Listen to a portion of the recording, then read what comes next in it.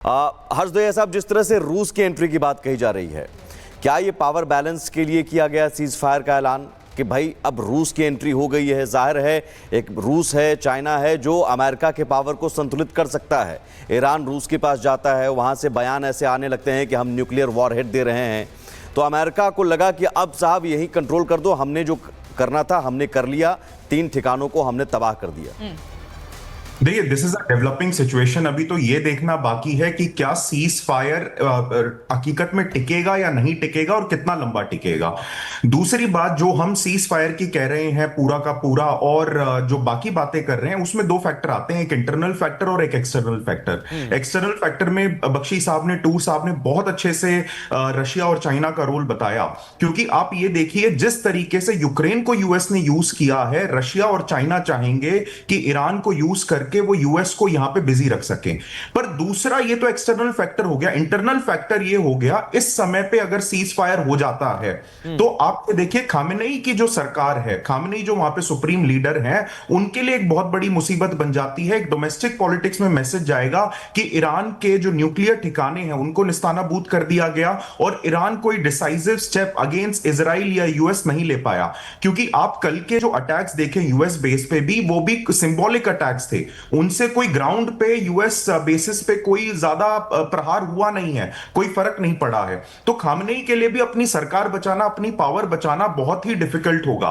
तो ये इसलिए मेरे को लगता है, हो सकता है कि ये सीज फायर लंबा ना टिके, क्योंकि जो डोमेस्टिक पॉलिटिक्स है ईरान की, वो इस सीज फायर को काफी हद तक डिक्टेट करेगी। क्योंकि इजराइल और यूएसए का जो डोमेस्टिक पॉलिटिक्स है वो तो सीज फायर के पक्ष में होगा। इसको ट्रंप भी बखूबी यूज करेंगे कि देखो मैंने एक और जंग रुकवा दी और हमने जाके अटैक भी किया और उनके ईरान के अभी तक उस पर सस्पेंस बना हुआ है। दाहिया जी, मैं आपके पास आ रहा हूं, लगातार इस पर चर्चा करेंगे, आगे कहां पर वॉर फ्रंट खुलेगा इस पर भी बातचीत होगी। लेकिन उससे पहले एक जानकारी हम दे दें, ईरान की सुप्रीम नेशनल सिक्योरिटी का बयान आया है, जंग में दुश्मन की करारी हार हुई। अभी बात सीज फायर की चल रही थी, लेकिन अब कहा जा रहा है कि दुश्मन की करारी हार, अब ये दुश्मन अमेरिका, इजराइल ही है या सिर्फ यहां पर इजराइल की बात हो रही है, ये देखना होगा। क्योंकि ईरान का कहना है कि दुश्मन की करारी हार हुई। क्या इसका एक ये मतलब भी निकाला जाए कि ईरान ने जो परमाणु संपन्न होने की बातें कही जा रही हैं, क्या वो उसे हासिल कर चुका है? क्या उसके पास परमाणु हथियार आ गया है? वो आखिर किस ओर जीत दिखा रहा है? और कर्नल शैलेंद्र भी हमारे साथ आ गए, उनका रुख करेंगे। लेकिन पहले मैं बख्शी सर आपके पास आ रहा हूं, मेरे 2 महत्वपूर्ण सवाल हैं। मेजर तूर ने कहा कि ये जंग तभी समाप्त होगी जब खामनेई का असैसिनेशन होगा।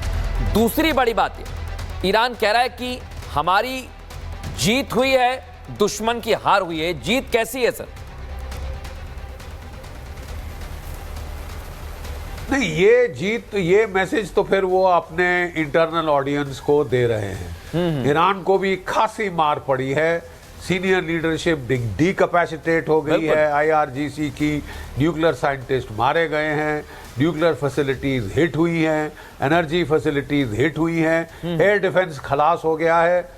और अगर आप लड़ाई चलती रही तो नुकसान तो वो कर पाएगा इजराइल का, 20-25 मिसाइल दिन के दागता रहेगा, लेकिन क्या वो मार सह पाएगा जो उसके ऊपर आएगी इजरायली एयर पावर से? और अगर आप किसी हद से ज़्यादा तक अमेरिका को उकसा दो तो फिर वो भी अगर शामिल हो गया तो फिर तो साहब आप गए काम से। क्या खोमैनी के मारे जाने से ये ख़त्म हो जाएगा? I am not sure.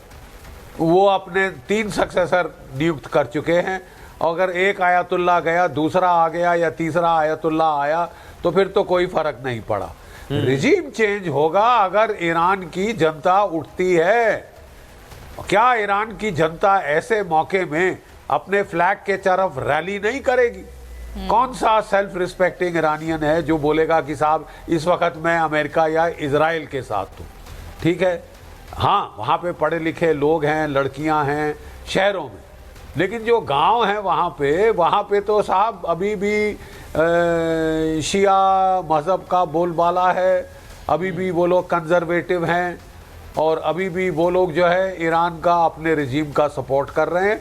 और जब हमला होता है देश पे तो people tend to rally around the flag. वो टाइम नहीं होता ओवरथ्रोज ऑफ द गवर्नमेंट के लिए, वो होगा लड़ाई के बाद जी, जब टेम्पर ठंडे हो जाएंगे, यूनिटी खत्म हो जाएगी, फिर ऐसी चीज हो सकती है। आई डोंट थिंक अभी इमीडिएटली कोई रिजीम चेंज का सवाल हो सकता है, अनलेस आप बूट्स ऑन द ग्राउंड डालें। इमीडिएटली सर आपको भी कोई ऐसी स्थिति नहीं दिख रही है कि कोई तख्ता पलट होगा सरकार का या खामनेई के खात्मे के बाद ही इस जंग जो है वो अंतिम पड़ाव पर पहुंचेगी। लेकिन कर्नल शैलेंद्र सिंह सर, मैं आपसे समझना चाहूंगी कि अगर जिस तरीके से सर ये कह रहे हैं कि राउंड द फ्लैग, एक बड़ी खबर आ रही है उसके बाद मैं आपके पास आती हूं। ईरान ने F-35 फाइटर जेट गिराने का दावा किया। ईरान ने एक बड़ा दावा किया है, F-35 फाइटर जेट गिराने का ये दावा किया गया है। ईरान की तरफ से दावा होता है कि हमने F-35 फाइटर जेट को गिरा दिया है और ईरान पीछे नहीं हट रहा है। लेकिन वहीं पर ईरान ये भी कहता है कि हमने सीज फायर का उल्लंघन नहीं किया है। दूसरी तरफ कह रहा है कि F-35 को जो जेट है उसको गिराने का दावा भी कर रहा है। तस्वीरें भी हम दिखा रहे हैं, ये सैटेलाइट इमेजेस हम दर्शकों को दिखा रहे हैं। ईरान ने बड़ा दावा किया है, F-35 फाइटर जेट गिराने का दावा किया जाता है। कर्नल शैलेंद्र सिंह सर, मैं आपसे समझना चाहूंगी कि रैली राउंड द फ्लैग, ये माना जा रहा था कि ईरान की जो जनता है उसने पूरा समर्थन खामनेई का किया, जो फैसले वहां पर लिए जा रहे थे वो किया। लेकिन ये तस्वीरें भी एक तरफ सामने आती है जब ईरान कहता है कि F-35 फाइटर जेट को हमने गिराया है, और ये दावा इन तस्वीरों के जरिए। जय हिंद, नमस्कार। देखिए, कहीं पर भी किसी कंट्री में गरीब से गरीब, बड़ी से बड़ी, छोटी से छोटी, मैं तो कहता हूँ even terrorist country like Pakistan की भी अगर बात करेंगे तो फ्लैग की जहां बात आएगी वहां एक इमोशनल कॉर्ड पब्लिक का आना जायज़ भी है और बहुत ज़्यादा एनकैश किया जाता है जी। ये जो आज कल की जो हम सेलिब्रेशंस जो देख रहे थे वो उस पार्ट का भाग है कि आप कहीं पर भी किसी भी कंट्री को फ्लैग ऊपर करिए, आप देखेंगे उसकी जनता उसके पीछे आएगी, क्योंकि वो एक अलग जज्बा होता है। बट दैट डजंट मीन कि क्या वो अपनी गवर्नमेंट से सेटिस्फाइड हैं या नहीं। पाकिस्तान का मैंने एग्जांपल इसलिए दिया, आवाम तकलीफ में है, इन्फ्लेशन है वगैरह वगैरह। सेम गोज फॉर ईरान, बहुत ज़्यादा इन्फ्लेशन हाई है, लोग तकलीफ में हैं, औरतें बेचारी एक बड़ी थर्ड क्लास सी ज़िंदगी बिता रही हैं जहां उनको बहुत डिस्क्रिमिनेट किया जाता है। वो एक डिस्कंटेंट है, लेकिन पिछले 40 साल से अगर ये डिस्कंटेंट है तो अब ये उनका कैरेक्टर बन गया है। तो इसलिए आप नहीं देखेंगे कि एकदम से कहीं कोई आवाज़ उठेगी कि खमैनी हटाओ, खमैनी हटाओ। उसको करने में आपको टाइम लगेगा। अब आ रही है बात ये जो आप जेट की कर रहे हैं। देखिए, ईरान ने तो पहले भी क्लेम किया हमने मार दिया। क्या ये वो वाला मार दिया या दूसरा मार दिया या तीसरा मार दिया, या एक ही वाले को आप बार बार रिपीट कर रहे हैं जी? फिर भी अगर एक जेट आपने गिरा भी लिया, उसका मतलब क्या है? वो ये दिखाने की कोशिश कर रहे हैं कि जी इजराइल ने हमारे जो सीज फायर है वो नहीं फॉलो किया है। अगर आप उस न्यूज़ को आज रिपीट कर रहे हैं, अपने आप में ये भी तो देखिए कि आप कितना फॉलो कर रहे हो। आप शुरू से डिमांड कर रहे हो, और इन सब के लिए मैंने पिछले शो में भी कहा, जिम्मेवार कौन है? भाई साहब, ट्रंप तुमने डिक्लेयर किया था कि सीज फायर कर दिया है मैंने। तुमने ये भी डिक्लेयर किया था कि अगर आप लोगों ने इसको फॉलो नहीं किया तो बड़े गंभीर परिणाम होंगे। ओ भाई साहब, आप रिजाइन करो।